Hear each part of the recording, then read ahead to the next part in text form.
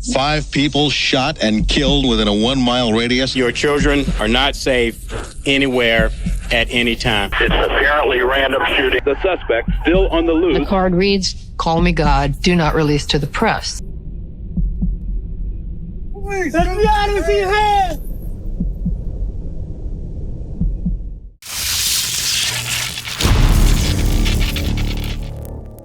In the late 90s, Lee Boyd Malvo was living in Antigua with his mother, Una James. His mother and father, Leslie Malvo, were not married and had not lived together for several years.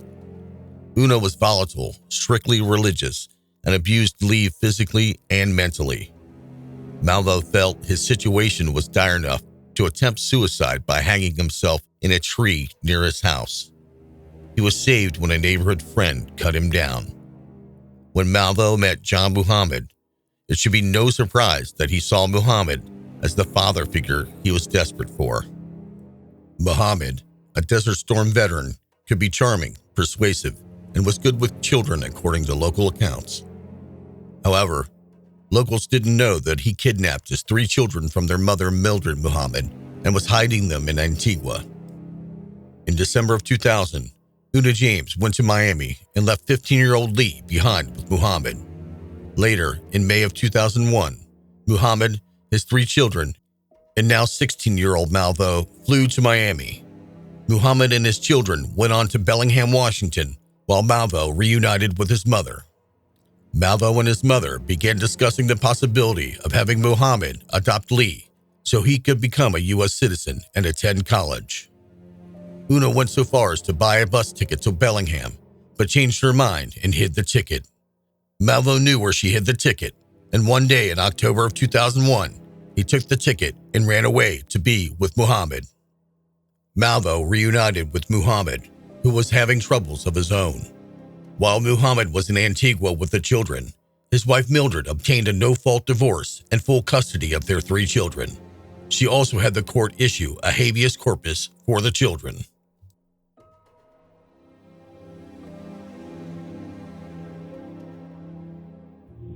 Good morning. Please be seated. Sir, if you'd raise your right hand, ma'am. Do you both solemnly swear or affirm that any testimony you're about to provide will be the truth, the whole truth, and nothing but the truth? Yes. Yes, sir. Sir, what is your name? Sir, my legal name is John Malvo Muhammad. Sir, what is your date of birth? December 31st, 1960. Can you please tell me what's going on? There is a parenting plan that was entered by the court on October 6, 2000, last year. I was not aware of it. So the children was never missing? According to the court's order, they're going with mother. Are you telling me the reason why I don't have my children and won't be able to keep my children because I don't have the proper paperwork yet? The orders have said that mother had sole residential placement, care, and custody of the children. Shortly after regaining custody of her children, Mildred secretly moved herself and the kids to the suburbs of Washington, D.C. The loss of his children sent Muhammad into a downward spiral. In early 2002, he began training Malvo on how to shoot with a Bushmaster AR-15 and started searching for his children. On February 16, 2002, 2 days before Malvo's 17th birthday, Muhammad decided to test his new disciple. They traveled to the home of Issa Nichols, a woman who he had felt betrayed him during the custody battle with Mildred. Muhammad ordered Malvo to shoot whoever came to the door.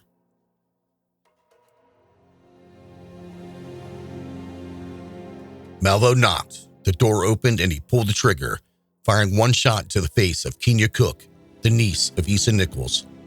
Cook was living with her aunt and her 6-month-old baby. She died instantly. Muhammad decided that Malvo was ready, and they moved on to Washington, D.C. to begin their reign of terror.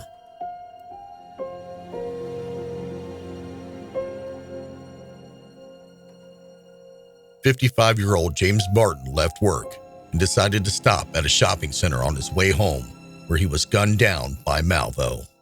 And I just don't understand people being that irrational or that upset about whatever, that they could do something like that. The next morning, the D.C. area was bustling during the morning rush hour.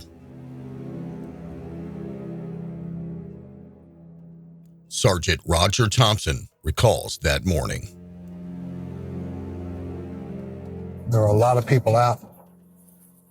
Just another one of the strange facets about this case is that no one, with all the eyes and all the ears, all the people driving around, nobody actually saw them shoot anyone.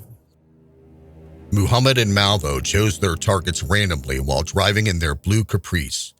Muhammad would keep watch from the driver's seat, while Malvo climbed through the back seat into the trunk and waited for the go-ahead from Muhammad, who would then take the shot.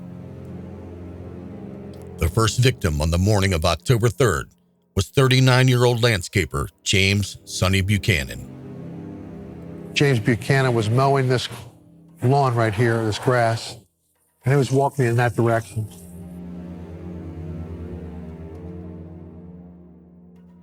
The lawnmower kept going, and then he ran down this sidewalk and into this parking lot here for the car dealership and collapsed in front of two employees. The bullet hit Sonny between his left shoulder blade and spine. He was rushed to the hospital, but died a few hours later.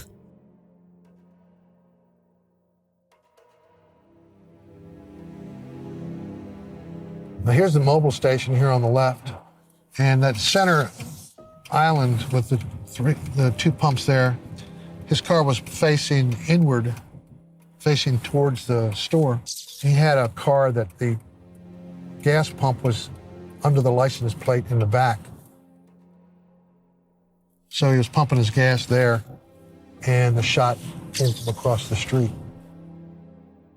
Between the gap in the trees and across 6 lanes of highway, the sniper struck again.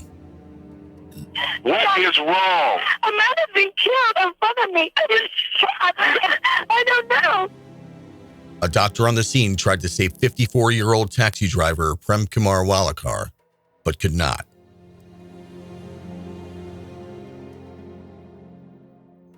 "25 minutes later, Sarah Ramos, a housekeeper and nanny, was sitting on a bench quietly reading a book, waiting for her boss to pick her up.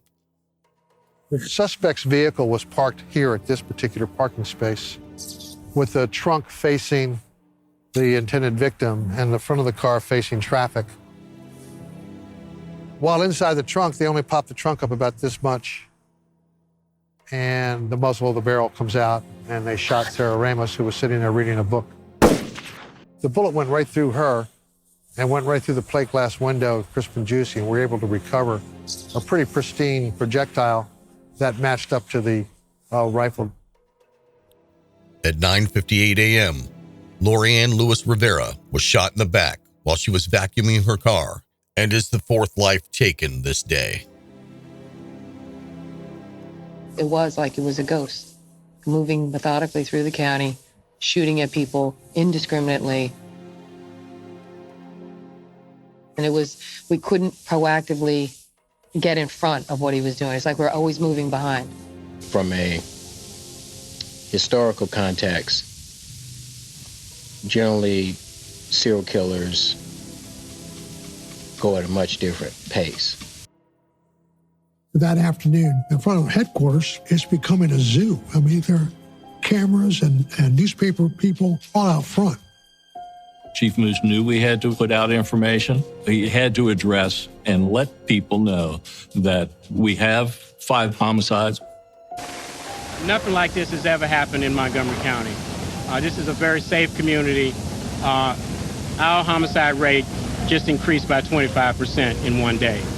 You don't know any more except for that there are various genders, races, ages that are of individuals that have been victims of shootings. That's what we have right now. Later that night at 9:20 p.m., fear in the community further increased when there was another shooting victim. 72-year-old Pascal Charlot, a retired carpenter, was shot while he was walking down the street. 100 miles south of Montgomery County in Virginia, a 7th victim is hit by a sniper's bullet.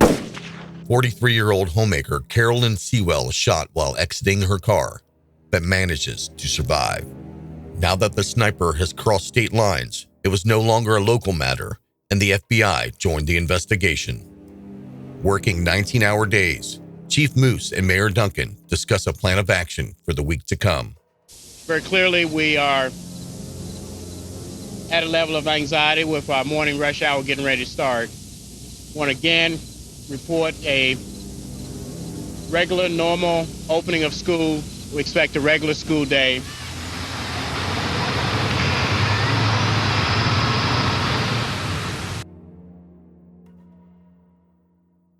A child has been shot in front of the Benjamin Tasker. 13-year-old Iron Brown was shot in the chest as he was walking up to his school, but manages to survive.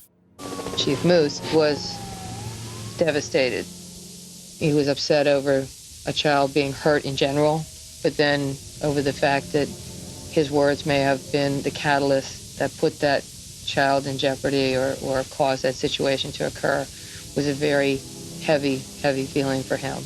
Someone is so mean-spirited that they shot a child. Now, all of our victims have been innocent, have been defenseless. But now we're stepping over the line because our children don't deserve this. So parents, please do your job tonight. Engage your children. Be there for them. We're going to need it. We're going to need you to support them. But stepping over the line, shooting a kid, I guess it's getting to be really, really personal now. So if there's any doubt out there what law enforcement is going to be engaged in, what we're going to be doing, then you can remove all doubt. See a child shot just brought out even more anger, more outrage. And yet we couldn't express that because we didn't want to incite whoever was doing this to do even more, to shoot more children. When searching the area around the school, investigators found a cryptic clue, the death tarot card with the words, "For you, Mr. Police, call me God, do not release to the press."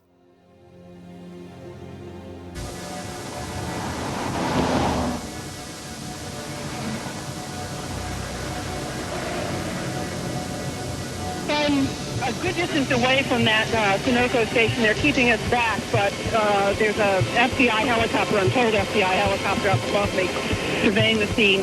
We're told that one man is dead. He was at the pumps at the gas station, shot dead at the scene. No apparent sign of an assailant. 53-year-old Dean Myers was killed by a single shot to the chest. Even with a police officer standing nearby, the sniper brazenly shoots and kills Kenneth Bridges while he is pumping gas. Eyewitnesses did provide a promising new lead. Right after the shooting in Fredericksburg, there comes two witnesses, actually, who see what's described as a white van, and they believe is somehow related to the shooting. However, there were over 100,000 white vans registered in the D.C. area. Chief Moose advised to be on the lookout for other vehicles, but the media coverage seemed to distract the public from other possibilities, and investigators were overwhelmed with calls. While at a Home Depot loading items into a car with her husband, Linda Franklin, an FBI analyst, was shot and died at the scene.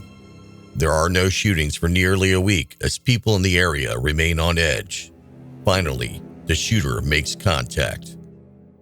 Good morning. Don't say anything, just listen.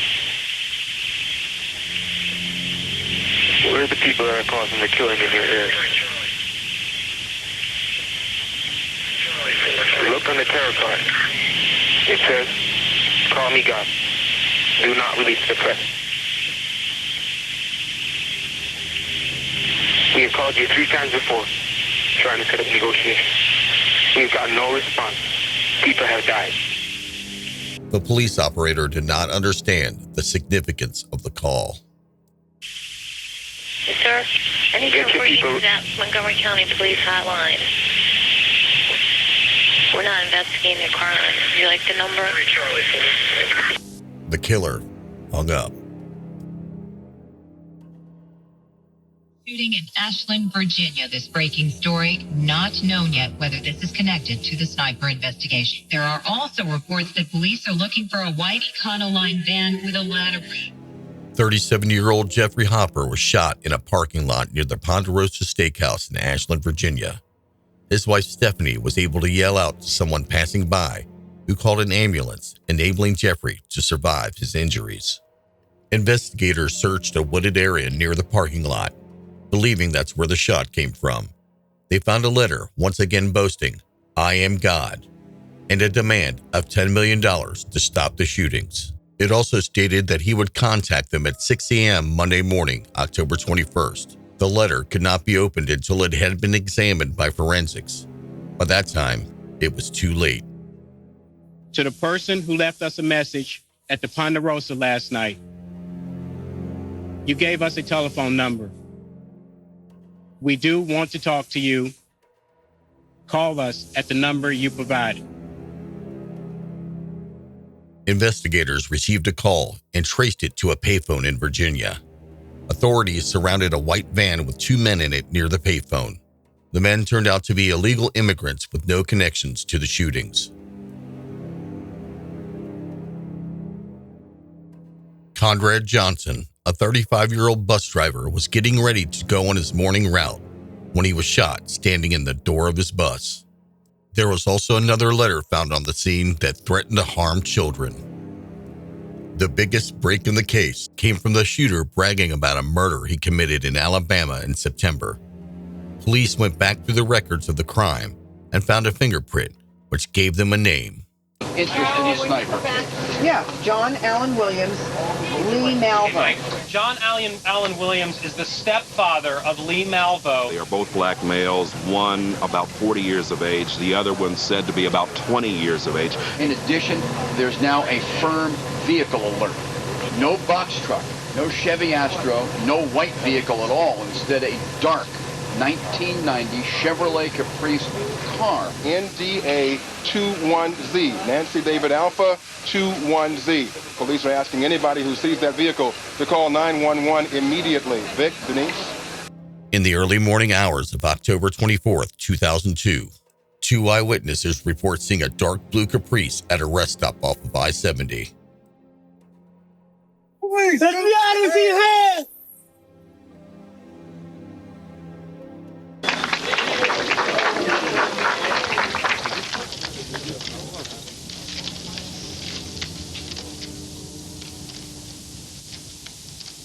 Sorry to keep everyone waiting tonight. The search of the vehicle today yielded a weapon, which is a Bushmaster XM-15 .223 caliber rifle, which was sent to the ATF lab in Rockville for analysis. The results of forensic testing are that the weapon seized from the vehicle, occupied by Muhammad, has been forensically determined to be the murder weapon in the shootings. The residents of Montgomery County, the Washington region, and indeed our entire nation owe profound thanks and deep appreciation to Montgomery County Police Chief Charles Moose, ATF Special Agent in Charge Mike Bouchard, FBI Special Agent in Charge Gary Ball. The reign of terror was over. Lee Malvo was sentenced to death, but it was later reduced to life in prison due to his age at the time of the crimes. John Muhammad was executed on November 10th, 2009.